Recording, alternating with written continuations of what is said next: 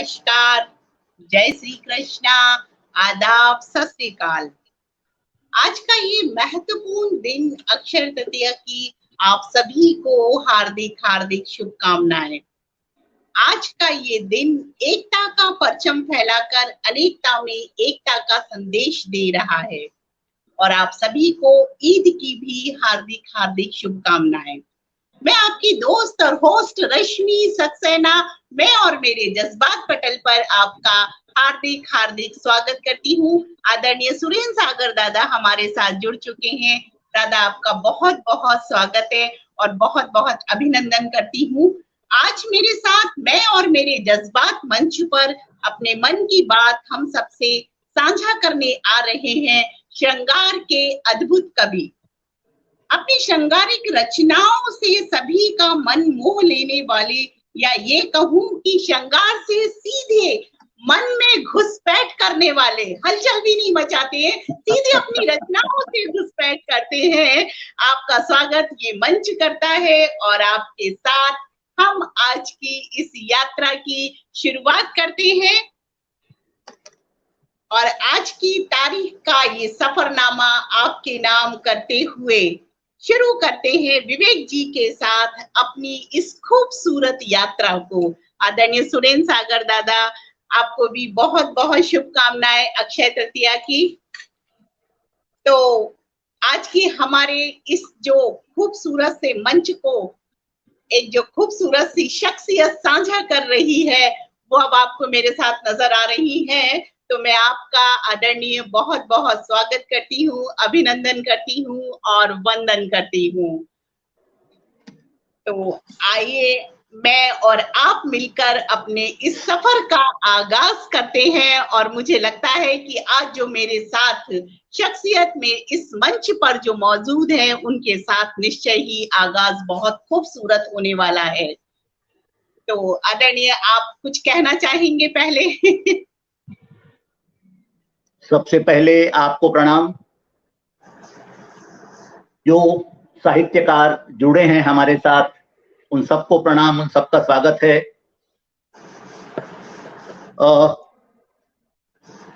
अब मैं क्या कहूं अपने बारे में। अच्छा, मेरा एक रूप जी मेरा एक रूप तो मैं आपसे ये जानना चाहूंगी कि चलिए अगर आपसे कोई ये जानना चाहे आपके बारे में तो आप क्या कहेंगे?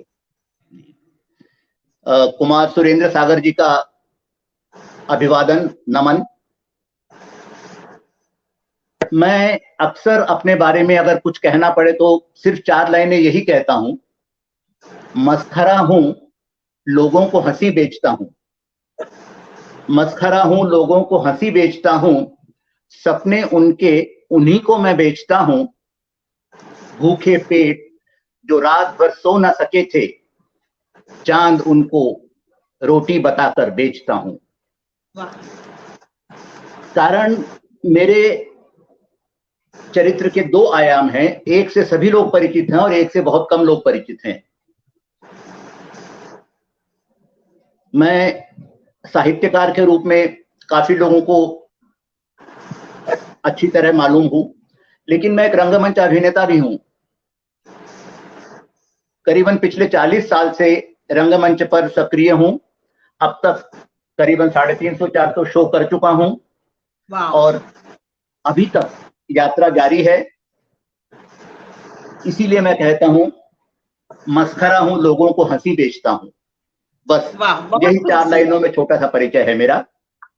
अपना परिचय अपने जो खूबसूरत से अंदाज में इस मुक्तक के साथ दिया, वाकई बहुत खूबसूरत आपका परिचय है। हमारे साथ प्रकाश चंद पाराशर बाबूजी जुड़ चुके हैं, आपका बहुत बहुत स्वागत है।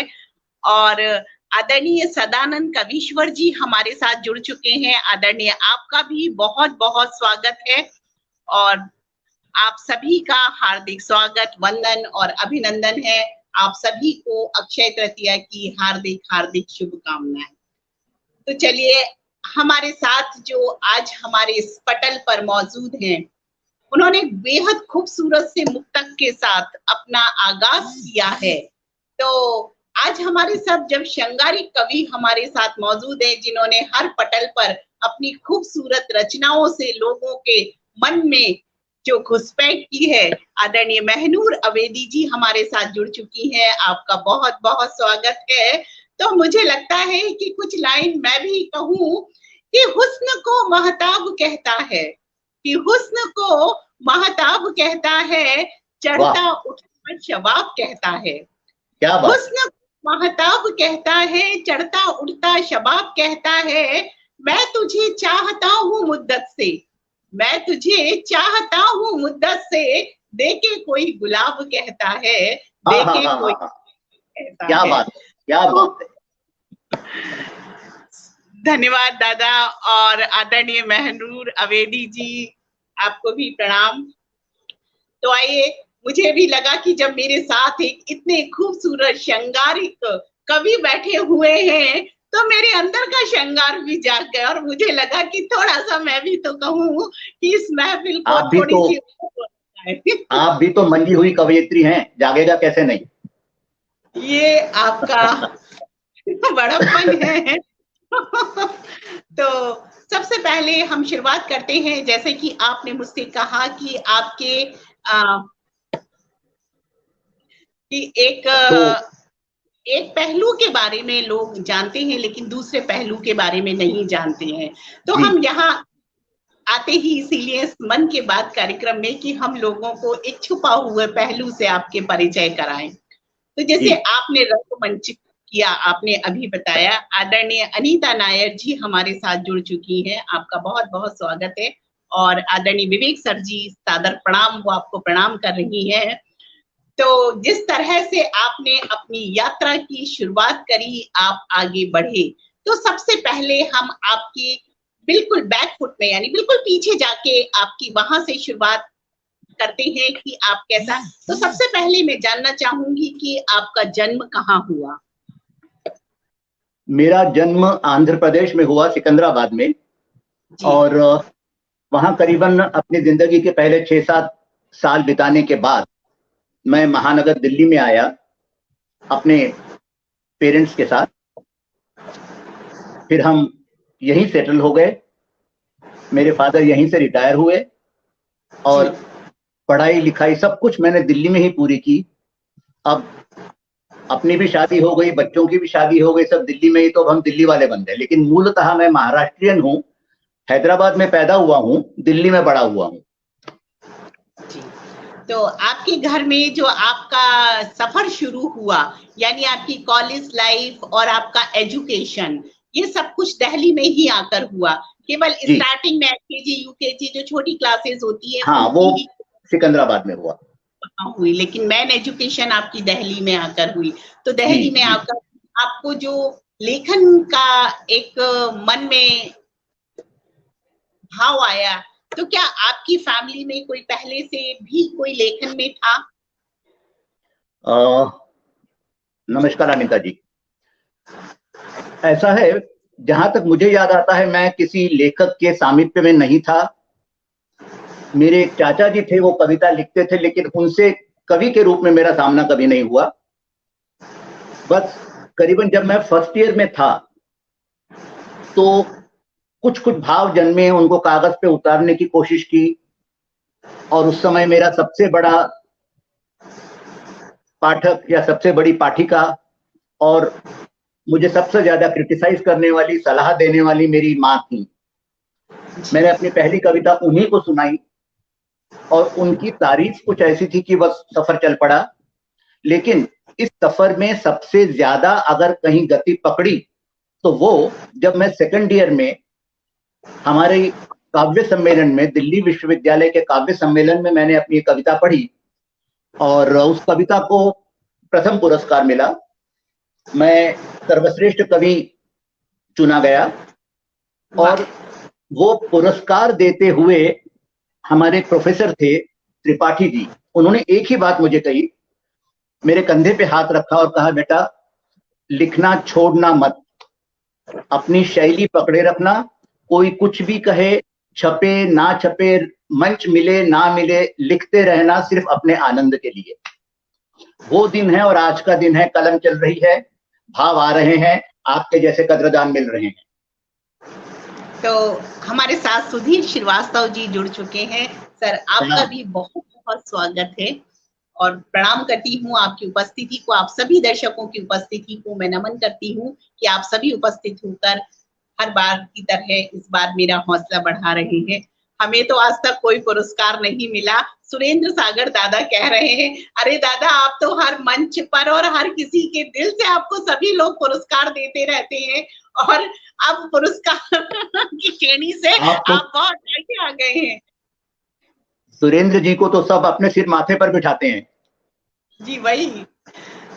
तो जैसे आपने बताया, तो क्या आप सबसे पहले तो क्या आप वो कविता आपके पास है जो आपने अपनी माँ को पहली बार सुनाई थी, या आपको कहीं कुछ चंद पंक्तियां उनकी याद है? इस समय तो कठिन है क्योंकि उस कविता को मैंने अपने लैपटॉप पे नहीं लिया है, तो उसे इस टाइम ढूंढना मुश्किल है और बात भी बहुत पुरानी हुई, करीबन 45 साल पुरानी। चलिए कोई बात नहीं। तो अच्छा, आप क्या शुरू से श्रृंगारिक लिखते थे? अच्छा ये बताइए, आपने जब माँ को पहली कविता सुनाई थी तो उसके भाव क्या थे? उसके भाव सामाजिक भाव थे।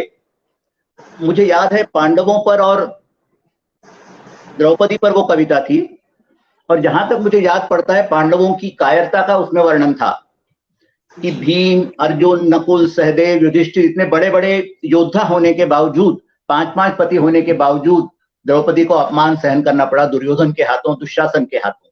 ये कुछ भावना थी। श्रृंगार मेरी कविताओं में बहुत बाद में आया।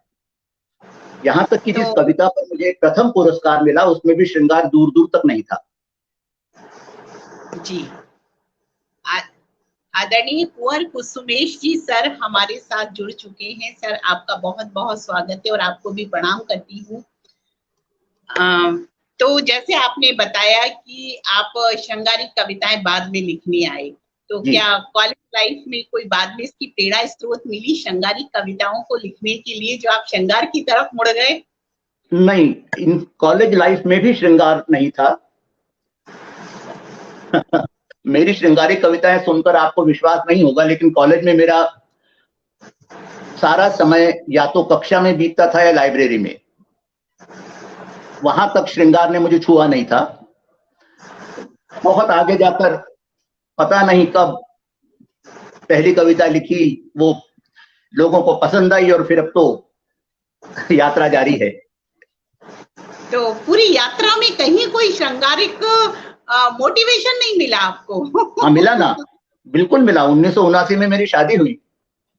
जी, तो कोई भी मोटिवेशन कोई भी हो सकता है। क्या पत्नी मोटिवेशन थी? बिल्कुल बिल्कुल। और पत्नी अगर मोटिवेशन हो तो सबसे बड़ा फायदा ये होता है कि आप खुलेआम मुझे बता सकते हैं।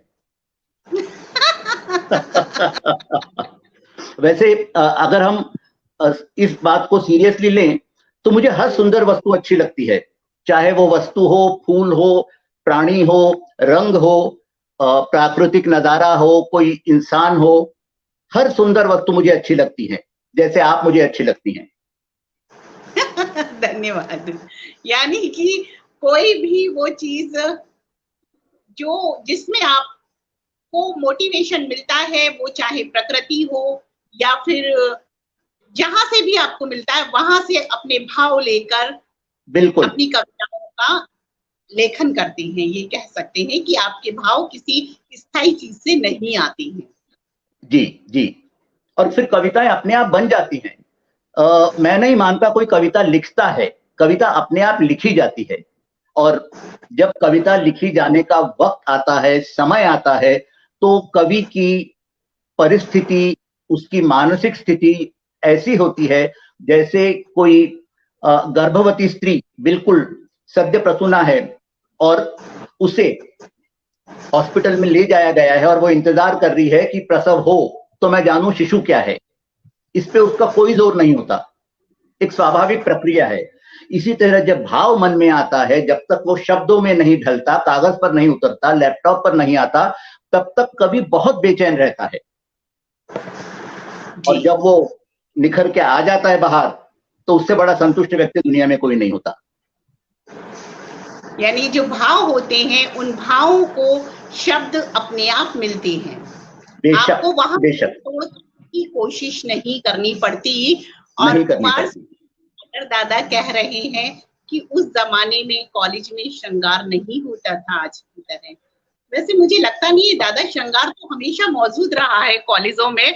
और जो अपोजिट सेक्स का एक दूसरे की तरफ आकर्षण है, ये युग कोई सा भी रहा हो, ये वक्त कोई सा भी रहा हो, अगर इस बात से नकारते हैं तो गलत बात है। अरे और कुछ सुमेश सर जी कह रहे हैं कि बाप रे आप अच्छी लगती है। अरे आपके अच्छे लगने तो यहाँ बड़े सवाल कर दिए।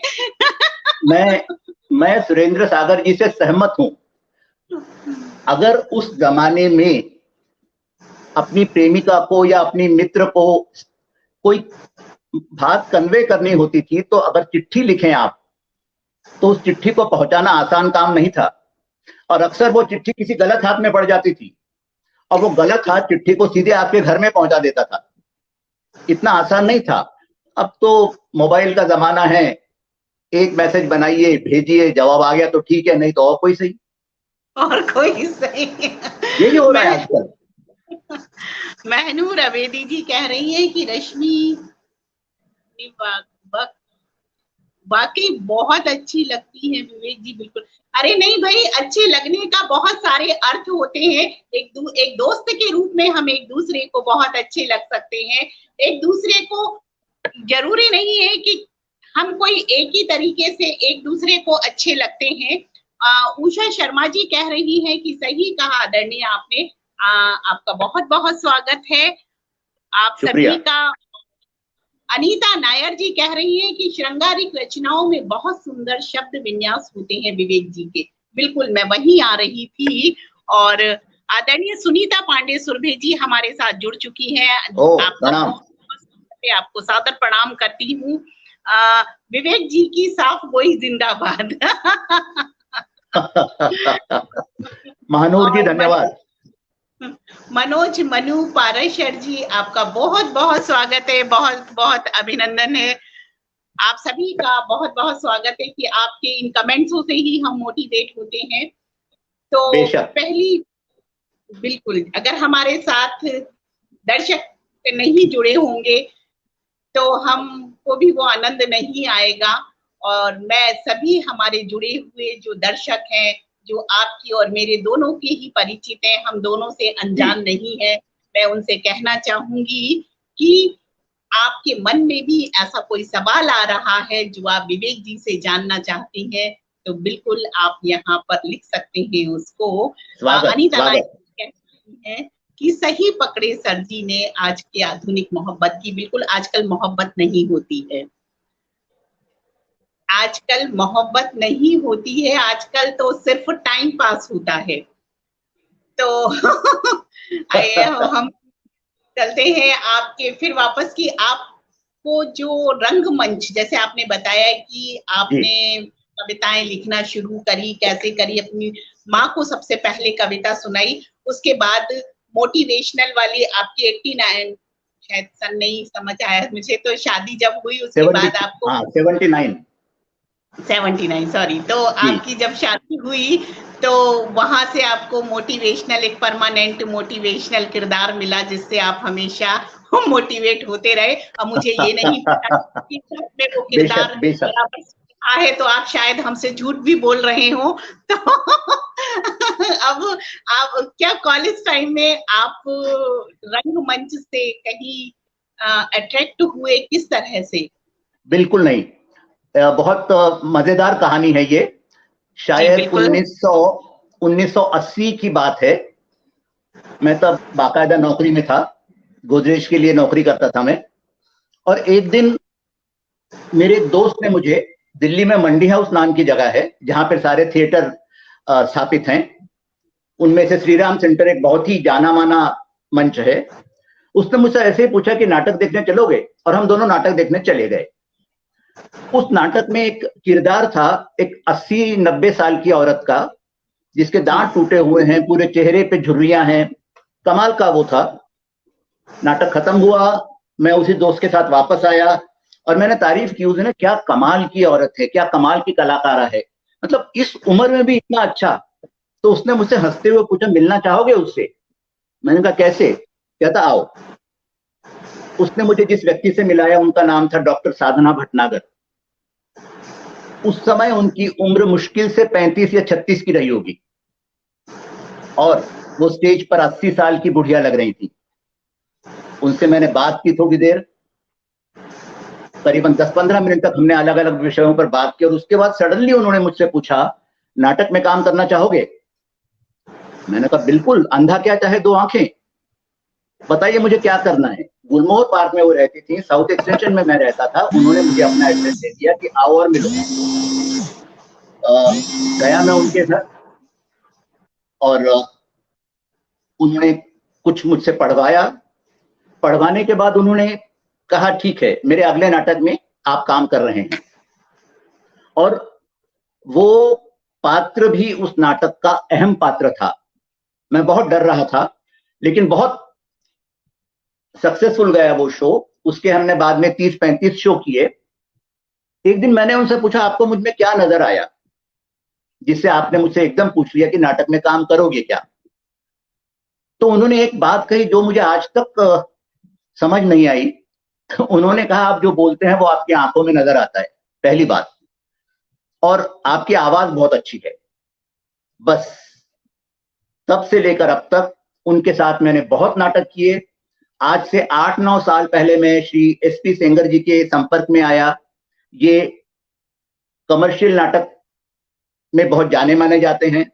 उनके साथ मैंने ताजमहल का टेंडर नाटक, काफी नाटक किए, लेकिन ताजमहल का टेंडर करीबन 35-40 शो इसके हो गए। जी।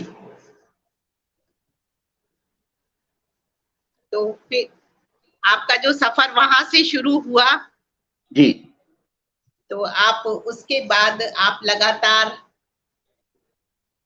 आपका जो फिर रुझान पैदा हुआ, या मैं ये कहूँ इंटरेस्ट पैदा हुआ, तो जी, आप इस तरफ आगे बढ़े। तो आपने जब अपना बिल्कुल। पहला किरदार निभाया, वो कौन से प्ले में आपने अपना फर्स्ट किरदार? खालिद की खाला बहुत जी। उर्दू कॉमेडी है, बहुत प्रसिद्ध कॉमेडी है, और साधना जी के साथ मैंने इस नाटक के 100 शो किए। अरे वाह। और ये पूरी उर्दू में स्क्रिप्ट लिखी हुई है। सिर्फ इस नाटक के किरदार को निभाने के लिए अलीगढ़ का उसमें एटमॉस्फेयर दिखाया है। उसको सीखने के लिए मैं लगातार 2-3 दिन पुरानी दिल्ली जाता था कि लोग कैसे बात करते हैं, कैसे कपड़े पहनते हैं, क्या उनका लहजा होता है। उसमें मैंने अहमद का रोल किया था, एक कॉलेज स्टूडेंट है, वो भी अहम अहम कर किरदार था उस नाटक का। और बस उसके बाद करीबन 80-85 शो तक अहमद बना रहा। बीच में कुछ दिन गैप पड़ा, और उसके बाद अहमद का तबादला हो गया सर गुलाम हैदर के कैरेक्टर में, जो अहमद का ही बाप था, क्योंकि कभी ना कभी तो अहमद को बड़ा होना ही था। तो मनोज मनु पाराशर जी कह रहे हैं कि आदरणीय विवेक जी, आपको सुनना बहुत सुखद लग रहा है। सादर सादर मनोज जी, सादर। सुनीता पांडे सुरभि जी कह रही हैं, आदरणीय की आवाज सच में बहुत अच्छी है। अरे और शुक्रिया। तो मुझे खुद अच्छा लग रहा है आज बहुत, कि मुझे आज पहली बार लग रहा है कि मैं अपने सभी मित्रों से रूबरू बात कर रहा हूँ। काव्य पाठ में ऐसे नहीं लगता, लेकिन आज लग रहा है कि मैं उनसे रूबरू बात कर रहा हूँ। बहुत बहुत धन्यवाद। और आपको भी रश्मि जी, आपने मुझे मौका दिया। अरे, आप जैसे लोग, जो आप जैसे ही सारे जो मजे हुए कवि हैं या अलग अलग क्षेत्रों में हैं, वो लोग ही आकर, आप सबसे ही मैं मोटिवेट होती हूँ, और आप सब आते हैं तो कार्यक्रम हमारा अच्छा होता है। क्या बात है।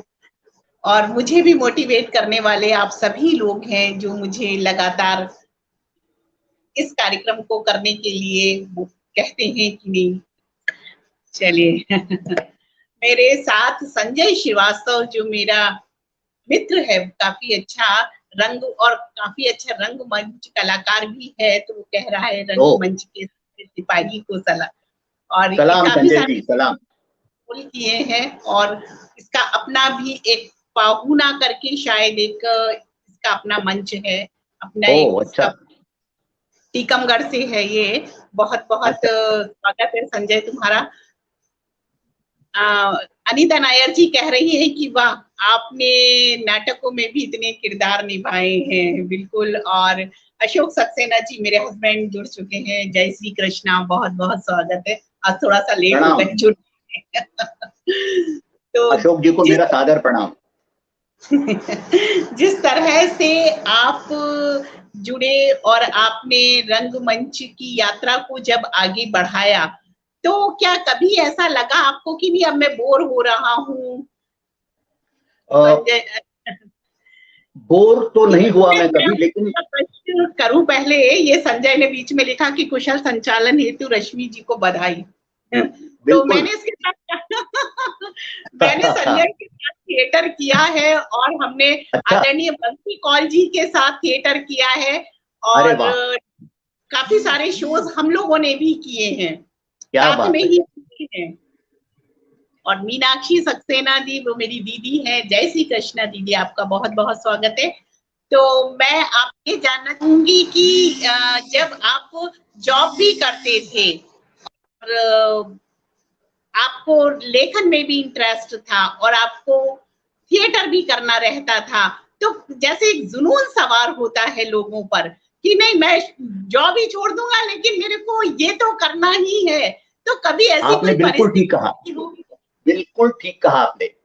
मेरे नौकरी के दौरान एक ऐसा मुकाम आया जब प्रमोशंस के कारण मेरी पोजीशन कुछ ऊंची हो गई, जिम्मेदारी बढ़ गई, टूरिंग बढ़ गई और तब मुझे नाटक करना बहुत कठिन हो गया। मैंने अपने ग्रुप में जाके कहा कि अब मैं शायद नाटक नहीं कर पाऊंगा, लेकिन दूर से आपको पूरा सपोर्ट करूंगा। बीच में करीबन 12-15 साल में स्टेज पे नहीं उतरा, लेकिन बाकी सब काम करता रहा। लिखना तो मेरा तब तक लोगों को मालूम ही नहीं पड़ा, क्योंकि मैंने अपनी कभी कविताएं छपने के लिए नहीं भेजी। इसका कारण सिर्फ एक है कि मैं कभी भी किसी भी नकार को बर्दाश्त नहीं कर सकता जी। हर कविता उसके रचयिता के लिए अपना बच्चा होता है, और मैं अगर अपना बच्चा किसी को छापने के लिए भेजता हूं और वो कहता है कि नहीं, संपादन के अभिवादन और खेत सहित वापस, ये मुझे अपमान लगता था, अपने से ज्यादा अपने बच्चे का। इसी डर से मैंने कभी कोई कविता छपने के लिए नहीं भेजी। और करीबन 12-13 साल पहले मुझे एक संपादक ने एक काव्य गोष्ठी में सुना। उन्होंने मुझसे अपने आप संपर्क किया कि मैं आपकी किताब छापना चाहता हूं। वहां से शुरुआत हुई और देखते ही देखते 8 एकल किताबें, 11 साझा पुस्तकें, एक पुस्तक का संपादन, सब कुछ चलता रहा। बस शुरुआत होनी चाहिए थी। मैंने, आपने जो एक सवाल पूछा उसका भी जवाब दे दूं। मैंने बहुत पहले से सोच लिया था कि मैं जब उम्र के एक पड़ाव तक पहुंच जाऊंगा, अगर मैं स्पष्ट कहूं तो 55 साल की जब मेरी उम्र हो जाएगी तो मैं नौकरी छोड़ दूंगा जी। रिटायरमेंट 60 साल में होती थी, लेकिन मैं चाहता था जब तक शरीर में पूरा ताकत है, जान है, उमंगे हैं, तभी तक मैं अपनी सारी हॉबीज को पूरा कर सकूं। एग्जैक्टली जिस दिन मैं 55 का हुआ मैंने नौकरी छोड़ दी और उस दिन के बाद अपना सारा समय लिखने में और रंगमंच पर लगा दिया। और इसीलिए आज मैं अपनी उम्र से बहुत छोटा महसूस करता हूं। यानी कि जब आप अपने अंदर की सारी उमंगों के साथ जीने लगते हैं तो सच में व्यक्ति बहुत खुश रहने लगता है। तो मैं आपसे कहना चाहूंगी कि संजय श्रीवास्तव हैं जो 2000 बैच के आउट हैं एनएसडी से। क्या बात है, प्रणाम। आप तो बहुत ऊंचे कलाकार हैं। और आदरणीय पंकज कुमार खरे जी हमारे साथ जुड़ चुके हैं। नमस्कार नमस्कार। और बबीता कुमारी जी भी हमारे साथ जुड़ चुकी हैं। आपका भी बहुत बहुत स्वागत है। आपको भी हमारी तरफ से प्रणाम। आप सभी का स्वागत है, वंदन है। और परशुराम जयंती की आप सभी को पुनः हार्दिक शुभकामनाएं। पंकज जी आपको भी ढेर सारी शुभकामनाएं। तो चलिए, हमारे यहाँ से आदरणीय सर कह रहे हैं कि आप पहले कुछ सुना दीजिए तो चलिए पहले आप वो रचना सुनाइए जो सबको पसंद है, वो नहीं, जो आपके मन के करीब है, उस रचना को सुनाइएगा। वाह, मैं आपको 2 छंद सुनाता हूं। जी बिल्कुल। ये कविता की प्रक्रिया को समझाते हैं मेरे हिसाब से। आभास सुनहरे स्वप्नों के अक्सर मेरे नयन सजाते, आभास सुनहरे स्वप्नों के अक्सर मेरे नयन सजाते, आतुर मन के भाव अचंभित वन मयूर मन नर्तन करते, आतुर मन के भाव अचंभित वन मयूर नव नर्तन करते, नयन मूंद लेता तब अपने अनुभूति पा चंदन वन की, नयन मूंद लेता तब अपने अनुभूति पा चंदन वन की, मैं फिर बनकर कस्तूरी मृग खोज रजाता कस्तूरी की। कवि का जीवन यही है। वाह, बहुत खूब। और 4 लाइनें 4 छंद मैं और सुनाना चाहूंगा, क्षमा मांगते हुए सुमित्रानंदन पंत जी से। सुमित्रानंदन पंत जी ने एक कविता लिखी थी, उसकी पहली पंक्तियां थी, वियोगी होगा पहला कवि, आह से उपजा होगा गान। मुझे नहीं समझ आता कि हम कविता को हमेशा वियोग से ही क्यों जोड़ते हैं, दुख से ही क्यों जोड़ते हैं, दर्द से ही क्यों जोड़ते हैं। श्रृंगार का अपना सौंदर्य है। मैंने एक कविता लिखी, उसकी 4 पहले छोटे छोटे छंद आपको सुनाता हूं। प्रणयी होगा पहला कवि, उन्होंने लिखा था वियोगी होगा पहला कवि। प्रणयी होगा पहला कवि, पिया होगा फूलों का रस, प्रणयी होगा पहला कवि, पिया होगा फूलों का रस, लड़ी होगी तितली से आंख तभी जागे होंगे नवरस, लड़ी होगी तितली से आंख तभी जागे होंगे नवरस, ग्रीष्म में जला भुना होगा, शीत में कांपा भी होगा, भीग कर वर्षा के जल में वसंत में मुग्ध हुआ होगा, देख कर सद्य स्नात पृथ्वी, देख कर सद्य स्नात पृथ्वी, दुख हुआ होगा उसको भी मोद, देख कर सद्य स्नात पृथ्वी, हुआ होगा उसको भी मोद, हृदय में भाव जगे होंगे, हुआ होगा कविता का बोध। बहुत खूब, बहुत सुंदर। मैं वियोग में भी कविता निकलती है, लेकिन सिर्फ वियोग में नहीं, कोई भी रस हो, कोई भी भाव हो, जो आपको छू जाता है वो कविता में बदल जाता है। मुझे श्रृंगार सबसे ज्यादा छूता है। क्षमा चाहूंगा, एक बात मैं अपनी तरफ से बताना चाहूंगा। एक मेरी बहुत अच्छी मित्र हैं, बहुत अच्छी मित्र हैं, लेकिन जब वो मेरी, पहले की बात है बहुत पुरानी, जब वो फेसबुक पे मेरी कविताएं पढ़ती थी तो उन्होंने मुझे एक पर्सनल मैसेज भेजा था कि आप इतने लंपटता में क्यों उलझे रहते हैं, क्या आपको सौंदर्य के सिवाय कोई वस्तु नजर नहीं आती। ये बात उन्होंने तब लिखी थी। मैंने उन्हें खाली एक ही जवाब दिया, मैं हूं, अगर आपको स्वीकार हूं तो आप पढ़िए, नहीं तो मुझे क्षमा कीजिए। आज वो मेरी सबसे बड़ी पाठक हैं और सबसे बड़ी मित्र हैं। वाह। होता है कभी कभी दो लोगों का नजरिया एक चीज पर अलग है जी। और शायद जिस दौर की आप बात कर रहे हैं, मुझे बहुत अच्छी तरह से ध्यान है कि मतलब इतनी आसानी से सौंदर्य के बारे में आप किसी महिला से नहीं कह सकते। जैसे आज आपने यहाँ बैठकर बड़ी सहजता से कहा कि हाँ, जैसे आप मुझे अच्छी लगती हो, तो इसको इतना कोई माइंड नहीं करता, समय बदल चुका है। लेकिन यही बात अगर आज से कुछ साल पूर्व किसी से कह दे तो पूरा बवंडर खड़ा हो जाता था। शायद मैं कहने की हिम्मत भी नहीं करता।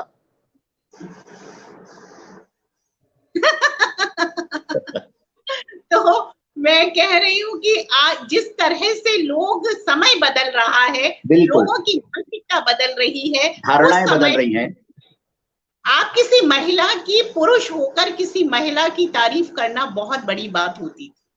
बिल्कुल। तो यानी बहुत कुछ समय के हिसाब से परिवर्तन हुआ है, समय के हिसाब से परिवर्तन से भावों में परिवर्तन हुआ है, उनको जो शब्द मिले हैं वो एक नए रूप में शब्द मिले हैं, और जो कविता गढ़कर फिर सामने आई वो भी एक बहुत अच्छे रूप में आई, अलग अलग परिवर्तन ही चिरस्थायी है। सब खत्म हो सकता है, परिवर्तन नहीं रुक सकता। बिल्कुल परिवर्तन हो रहा है और उस परिवर्तन के जरिए ही हम अपनी बात को अलग अलग तरीकों से कह रहे हैं जी जी और जी अलग जी, अलग बेशक। तरीकों से कहकर, और हर वर्ग को पाठक मिल रहा है। अगर एक चीज आपको पसंद नहीं है लेकिन दूसरे व्यक्ति को वो पसंद है, वो बिल्कुल बिल्कुल निश्चित। बेशक। तो मैं कहूंगी अभी कि मैं सदानंद कवीश्वर जी आदरणीय जी कह रहे हैं कि मैं वह सौभाग्यशाली व्यक्ति हूँ जो विवेक जी की इस यात्रा के चप्पे चप्पे का प्रत्यक्षदर्शी हूँ।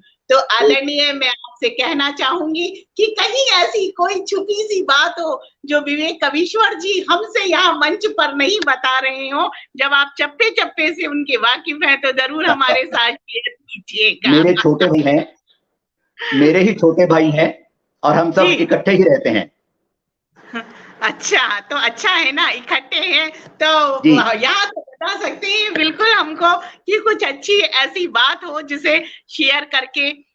आदरणीय गिरधारी खंडेलवाल जी हमारे साथ जुड़ ओ, चुके हैं। बहुत प्रणाम बहुत खंडेलवाल स्वागत जी, है आदरणीय आपका। स्वागत। कुंवर कुसुमेश जी कह रहे हैं कि रश्मि जी आपसे सब कबूलवा लेंगी, होशियारी से जवाब दीजिए। नहीं नहीं, मैं ऐसे कोई कहीं की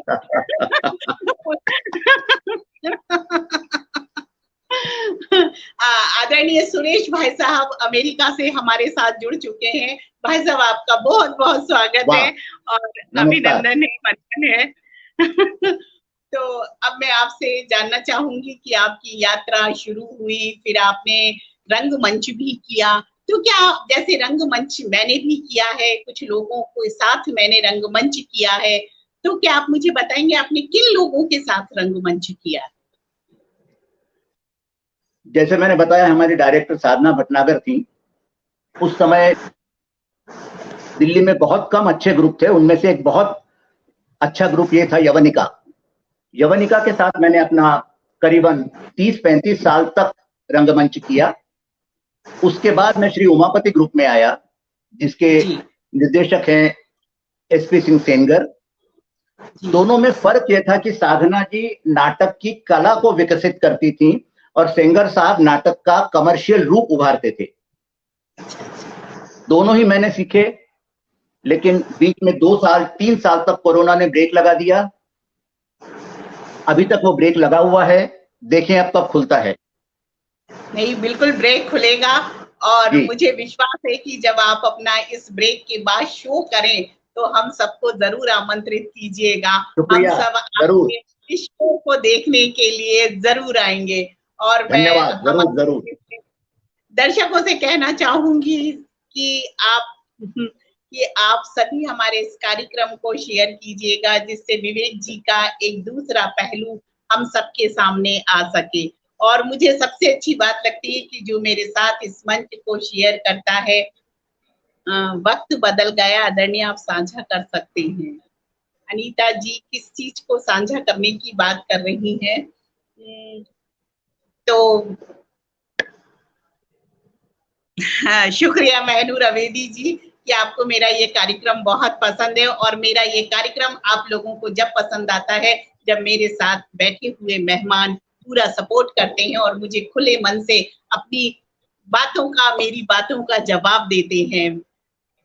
धन्यवाद भाई साहब, आपका बहुत बहुत धन्यवाद। इसमें से काफी सारे लोग मेरे इस मंच पर आ भी चुके हैं।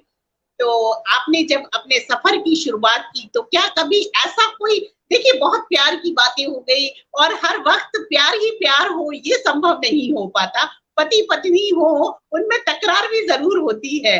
तो क्या कभी ऐसा कोई वाक्य आपको याद हो कि आप जॉब से आ रहे हैं और आपको कभी फरमाइश की हो कि आज यहाँ चलना है रिलेटिव के यहाँ, लेकिन आप भूल गए, आप उसके बाद आपको लगा कि यार मेरे को तो जॉब के बाद यहाँ से सीधे मेरे को वहां जाना था या कोई और काम है, तो मुझे है ना अपनी रिहर्सल पर जाना था और रिहर्सल से वापस आना था। तो क्या कभी ऐसा कोई वाक्य आपको याद है कि जब घर का माहौल थोड़ा सा श्रृंगार से हट गया हो? मैं अगर आपको सच बताऊं, भगवान की दया है, मुझे एक ऐसी पत्नी मिली है जिसने हर मेरी रुचि में मेरा पूरी तरह साथ दिया। मैं रिहर्सल करके रात को 10:30 11 बजे घर आता था और वो जागी रहती थी मुझे खाना गर्म करके खिलाने के लिए। मैं कभी बात भूला नहीं। हाँ, लेकिन ऐसा जरूर हुआ कि प्रोग्राम बनाने के बाद फिर मुझे मालूम पड़ा कि उस दिन एक ज्यादा जरूरी चीज मुझे करनी है, तो वो मैं पहले बता देता था। मतलब ऐसा कभी नहीं हुआ वो तैयार होके घर बैठी और मैं पहुंचा ही नहीं। लेकिन उसकी तरफ से मुझे कभी भी आज तक मतलब आज तक मुझे कोई भी किसी भी तरह का गतिरोध या अवरोध महसूस नहीं हुआ। जी बिल्कुल, मतलब मैं इस बात से इसलिए सहमत हूँ कि जैसे मैं भी जब अपने कभी मायके में जब मैं रिहर्सल करके घर लौटती थी किसी प्ले की, तो मम्मी, अब आप समझते हैं कि इतने साल पुराना, जब जैसे हमने बताया कि समय बदला हुआ नहीं था, लड़की अगर 10:30 11 बजे रिहर्सल करके लौट रही है, बेशक बेशक आप सकते हैं कि मम्मी पापा मेरे सपोर्टर रहे, लेकिन मम्मी जैसे बहुत जोर डांटती थी या जोर से चिल्लाने थी या पापा को लगता था माहौल बिगड़ने वाला है तो जल्दी से आती थी, तो कभी तो ये स्थिति हो जाती थी कि पापा मतलब वो हमें ना अपने फुटवियर भी नहीं उतार पाते थे। पापा कहते थे जल्दी से लेट जा, मम्मी आ रही है। मम्मी आती थी तो कहते अरे वो तो बहुत देर की आ गई है, तेरे को पता ही नहीं है। क्या बात है। बहुत सपोर्ट मिला मुझे इस बात का। और जी। दूसरी बात कहूंगी कि मेरे हस्बैंड मेरे हर कार्यक्रम में आते हैं, तो आप इससे अंदाज लगा सकते हैं कि मेरे लिए भी बहुत खूबसूरत जीवन साथी मिला है जो मेरे सपोर्ट करते हैं। तो मैं इस बात से बिल्कुल आपकी सहमत हूँ कि हमारे साथ जो हमारा जीवन साथी है, जब वो सपोर्ट करते हैं तभी हम आगे जा पाते हैं, इसमें कोई शक नहीं। पंकज कुमार खरे जी कह रहे हैं कर्तव्य परायण धर्म पत्नी का साथ मिला। इसको अगर इस शब्द में कहें कि बहुत खूबसूरत दोस्त का साथ मिला तो शायद ज्यादा अच्छा लगेगा। सत्यनारायण तिवारी जी आदरणीय हमारे साथ जुड़ चुके हैं।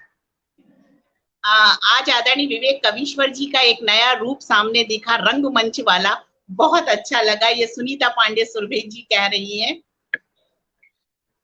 तो आपने जब जैसे आपने बताया कि घर में सभी लोग आपके सपोर्ट में थे, तो कभी-कभी ऐसा भी एक मौका आता है जब हमारी बच्ची होती हैं, उन्हें वो चीज पसंद नहीं आती कभी कि हम जो कर रहे हैं, अरे क्या मम्मी आप क्या करती रहती हो, या पापा आप ये क्या कर रहे हो, ये क्या अच्छा लगता है इसमें, मतलब आपके या मेरे संग हुई हो या नहीं, लेकिन अक्सर मैं सुनती हूँ कि कई लोगों से जब मेरी बात होती है मैं कहती हूँ तुम ऐसा करो ना, अरे यार हमारे बच्चे बोल देते हैं कि ये क्या उम्र में शोभा देता है। तो क्या कभी ऐसा कुछ आपके साथ हुआ? बेशक, बच्चे बड़े हो गए थे या बड़े हो गए हैं। अब उनके पहले तो बचपन में ऐसी कोई बात महसूस नहीं की मैंने, लेकिन जब वो बड़े हो गए तो उनके शौक, उनकी रुचियां बदल गईं। उन्हें काव्य में इतनी रुचि नहीं है। हाँ, रंगमंच में है।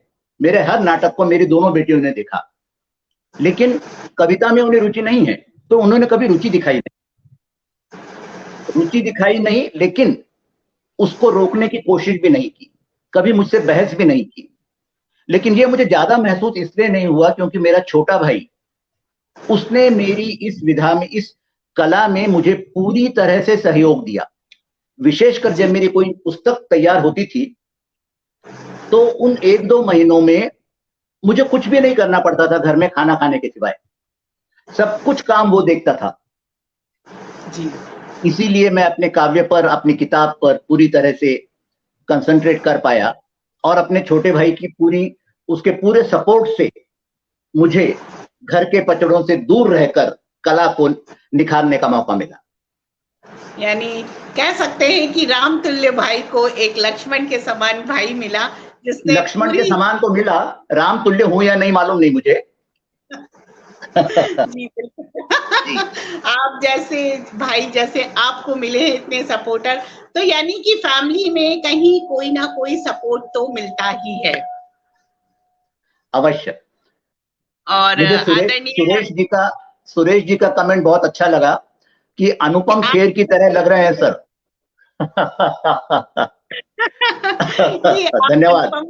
समतुल्य लग रहे हैं सर, मैं भी वही सुरेश पढ़ने अजनबी वाली। जी। जी बिल्कुल।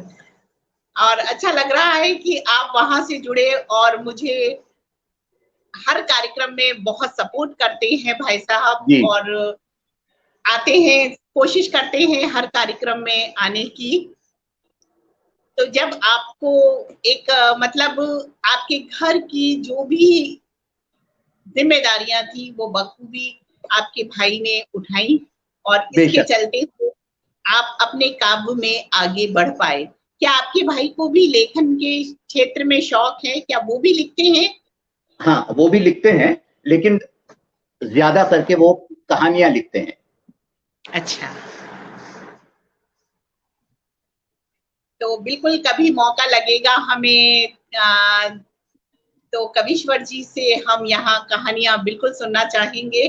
और जरूर। कभी उनको भी मैं आमंत्रित करूंगी कि जितना अच्छा सहयोग आपको दिया है तो शायद वो और लोगों को भी मोटिवेट कर सके। तो अब मैं अवश्य। चाहती हूँ आपकी एक कोई खूबसूरत सी श्रृंगारिक कविता आप सुनाएं। मैं श्रृंगार को जिस नजर से देखता हूं वो एक स्वप्न है, जी और आप किसी का अगर वर्णन कर रहे हैं तो वो आपको सिर्फ स्वप्न में नजर आ रहा है, असल में अवास्तविक दुनिया से उसका कोई संबंध नहीं है। मैं सुनाता हूं एक कविता, आप मेरे साथ चलिए कल्पना करते हुए। उन्मुक्त हंसी और मस्त नजर, कुछ बात नहीं है अब तुझ में। उन्मुक्त हंसी और मस्त नजर, कुछ बात नहीं है अब तुझ में। गालों पर रंग उतर आए, एक घात नया है अब तुझ में। गालों पर रंग उतर आए, एक घात नया है अब तुझ में। हरिणी सी भोली आंखें थी, अब वो शतरंजी गोट बनी। हरिणी सी भोली आंखें थी, अब वो शतरंजी गोट बनी। सीने में खेल रही सांसें निश्वासों की अब ओट बनी। खुद से ही छुप छुप मुस्काना, ये नई अदा है अब तुझ में। खुद से छुप छुप ही मुस्काना, ये नई अदा है अब तुझ में। कोमल तन क्यों कर झेल सके ये बोझ कुदरती सौगातों का। कोमल तन क्यों झेल सके ये बोझ कुदरती सौगातों का। क्षीण कटी पर भार बहुत, रस टपकाते आघातों का। कोमल तन क्यों कर झेल सके ये बोझ कुदरती सौगातों का।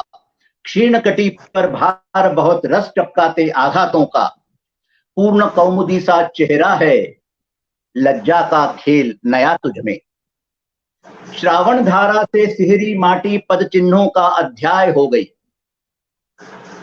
श्रावण धारा से सिहरी माटी, पद चिन्हों का अध्याय हो गई। हवा झुरझुरी घटा फुरहरी, आमंत्रण का पर्याय हो गई। श्रावण धारा से सिहरी माटी, पद चिन्हों का अध्याय हो गई। हवा झुरझुरी घटा फुरहरी, आमंत्रण का पर्याय हो गई। खुद को खुद से ही मांग रही, खुद को खुद से ही मांग रही, मृगजल आभास लगे तुझ में। खुद को खुद से ही मांग रही, मृगजल आभास लगे तुझ में। अंतिम छंद है इसका। हो कमल भले ही खिला पूर्ण, हो कमल भले ही खिला पूर्ण, क्यों सहे भ्रमर आघातों को। ओ कमल भले ही खिला पूर्ण, क्यों सहे भ्रमर आघातों को। मन मंदिर के हर उत्सव में प्रिय के अद्भुत घातों को। ओ कमल भले ही खिला पूर्ण, क्यों सहे भ्रमर आघातों को। मन मंदिर के हर उत्सव में प्रिय के अद्भुत घातों को। ये प्रश्न निराले जगा रहा, जो लावा बहता है तुझ में। ये प्रश्न निराले जगा रहा, जो लावा बहता है तुझ में। जो लावा बहता है तुझ में। बहुत सुंदर, अद्भुत पराकाष्ठा होती है आपकी इन श्रृंगारिक कविताओं में। और आदरणीय गुस्ताख हिंदुस्तानी जी हमारे साथ जुड़ चुके हैं। राम राम जी, आपको भी राम राम राम जी। राम जी। और काफी अच्छा लग रहा है, और लोगों को भी अच्छा लग रहा है आपके इस दूसरे पहलू को जानते हुए, आपके इस दूसरे पहलू को देखकर। तो मैं अब आपसे ये जानना चाहूंगी, क्या आप सिर्फ श्रृंगार लिखते हैं या श्रृंगार के अलावा और भी कोई विधा आपकी पसंदीदा विधा है? मैं अधिकतर श्रृंगार लिखता हूं, लेकिन सभी विधाओं में मैंने लिखा है। बल्कि मैं आपको अपनी एक मार्मिक रचना सुनाना चाहूंगा जो श्रृंगार से बहुत दूर है। खाली भले हो जेब, खाली भले हो जेब मगर ना नहीं करता, खाली भले हो जेब मगर ना नहीं करता, बापू मेरा कभी भी मुझको ना नहीं करता, बापू मेरा मुझको कभी भी ना नहीं करता। मैं चांद तारे भी अगर जो मांग लूं उससे, मैं चांद तारे भी अगर जो मांग लूं उससे, पानी में दिखाता है मगर वो ना नहीं करता, पानी में दिखाता है मगर वो ना नहीं करता। घंटों उबालता है पतीले में वो पत्थर, घंटों उबालता है पतीले में वो पत्थर, मैं खीर भी मांगूं तो वो ना नहीं करता, मैं खीर भी मांगूं तो वो ना नहीं करता। मुझे किस्से सुनाता है शहंशाह मुल्क के, मुझे किस्से सुनाता है शहंशाह मुल्क के, घोड़ा बने को भी मेरे वो ना नहीं करता, घोड़ा बने को भी मेरे वो ना नहीं करता।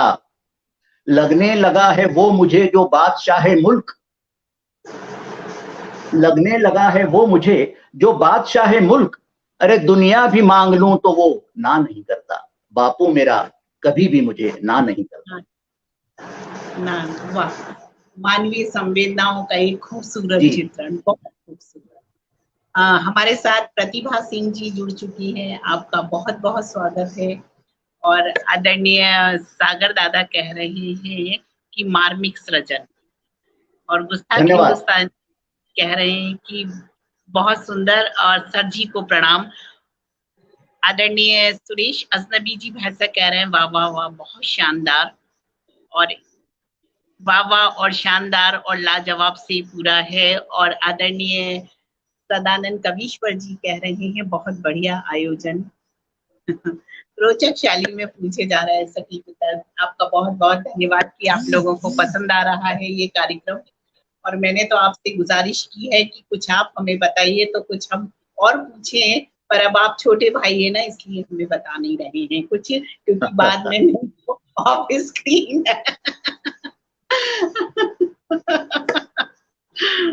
तो आप जिस तरह से अपनी यात्रा को आगे बढ़ाते रहे और अपनी यात्रा में आगे चलते रहे, तो मैं अब आपसे, दोनों ही चीजें आपकी बहुत करीब हैं। जैसे आपने कहा कि कविता जब लिखी जाती है तो वो आपका अपना बच्चा होता है, बेशक सृजन करते हैं, बिल्कुल हमारे बच्चे की तरह हम सृजन करते हैं। और तो मैं ये जानना चाहूंगी कि आपका सृजन आपके दिल के करीब है कि आपके शौक आपके दिल के करीब है, यानी कि रंगमंच? दोनों ही मेरे बच्चे हैं, किसे पसंद करूं और किसे ना करूं, लेकिन अंतर बहुत बड़ा ये है, सृजन मैं अपने आप अकेले में कर सकता हूं, रंगमंच में अकेले में नहीं कर सकता। रंगमंच के लिए मैं कई लोगों से जुड़ा हुआ हूं, कई लोगों पर निर्भर हूं, और रंगमंच की किसी भी प्रस्तुति के लिए 20 से 25 दिन की रिहर्सल करनी पड़ती है, तो वो एक अपने में पूरा एक प्रोसेस है। सृजन तो अभी बात आपसे बात करते हैं, कोई बात दिमाग में आ गई, कार्यक्रम खत्म होती है, आप अकेले बैठ के कर सकते हैं। लेकिन दोनों ही मुझे एक जैसे महत्वपूर्ण हैं, एक जैसे उन दोनों में मेरी रुचि है, और दोनों ही मेरे बच्चे हैं जी। यानी कि आपका सृजन हो या आपका सृजन हो या फिर आपका एक्ट हो, दोनों ही आपको अच्छे लगते हैं। बेशक बेशक। आपका कोई ऐसा आपके मन के करीब कोई रोल हो? देखिए, आप शायद सोच रहे होंगे कि मैं आपसे इस संबंध में ज्यादा क्वेश्चन कर रही हूँ, वो मैं इसलिए कर रही हूँ कि आपका जो लेखन का रूप है, जो आपकी कविताएं हैं, वो हमने हर मंच पर सुनी है। हर मंच पर लोग जानते हैं कि एक श्रृंगारिक कवि, जिनको मतलब लोग सुनना पसंद करते हैं, जिनकी आवाज पसंद करते हैं, जिनकी शैली पसंद करते हैं। लेकिन मैं चाहती हूँ कि इस मंच से मैं आपको आपके इस दूसरे पहलू से लोगों को परिचय कराऊं।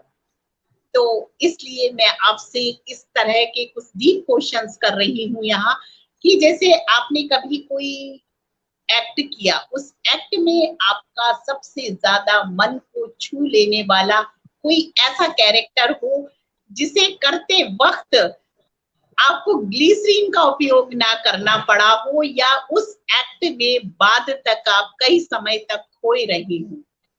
क्योंकि हम एक्टर हैं, तो एक्टर होने के नाते ढेर सारे रोल हम लोगों को ऑफर होते हैं, और आपने तो काफी समय से रंगमंच कर रहे हैं, तो निश्चय ही ढेर सारे तरह तरह के किरदार प्ले किए होंगे। मेरे दो किरदार बहुत मेरे मन के करीब हैं। एक नाटक है ताजमहल का टेंडर, बहुत ही प्रसिद्ध नाटक है ये। इसमें मैं मेन रोल करता हूं शाहजहां का। जी। इस नाटक में उसकी मुमताज स्वर्ग में है, जन्नत में है, और वहां से वो उसे मिलने के लिए आती है। एक ये रोल मेरे दिल के बहुत करीब है। और दूसरा, एक मैं बात बता दूं, मैंने आज तक ग्लिसरीन का प्रयोग नहीं किया।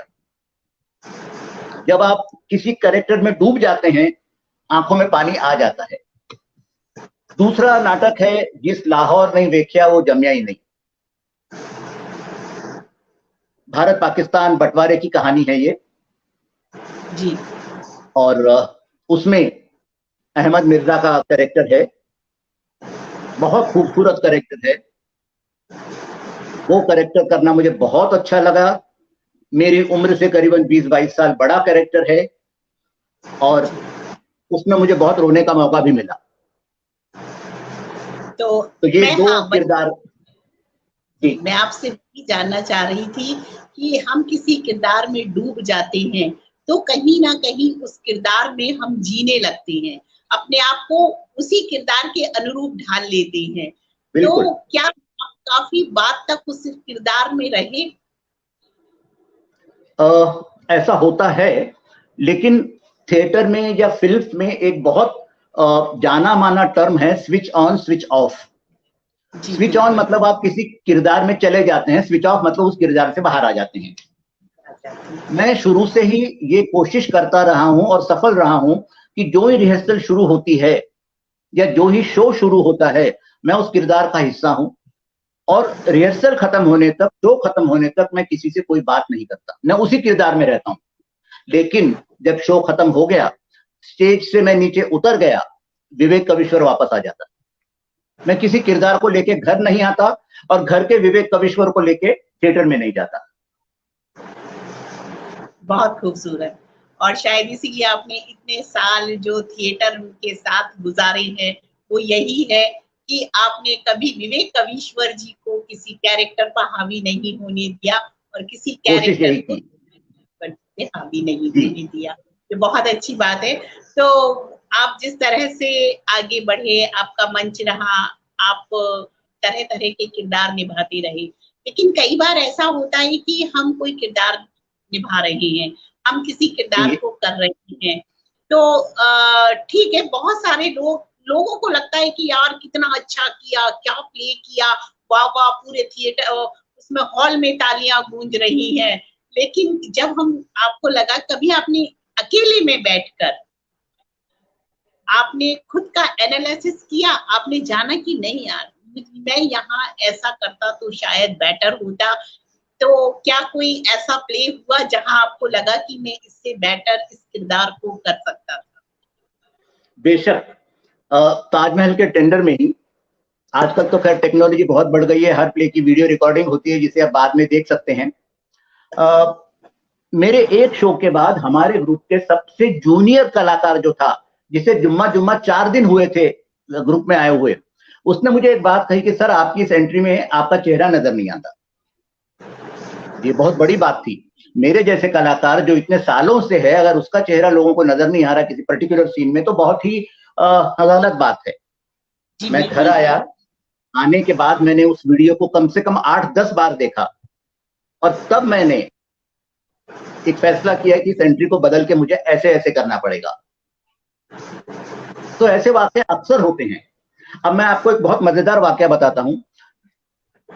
इस ताजमहल के टेंडर में ये गाना हमने फिल्म से लिया है, अभी न जाओ छोड़ के दिल अभी भरा नहीं। स्टेज के ऊपर ये गाना शहंशाह और शाहजहां और मुमताज परफॉर्म करते हैं। बहुत ही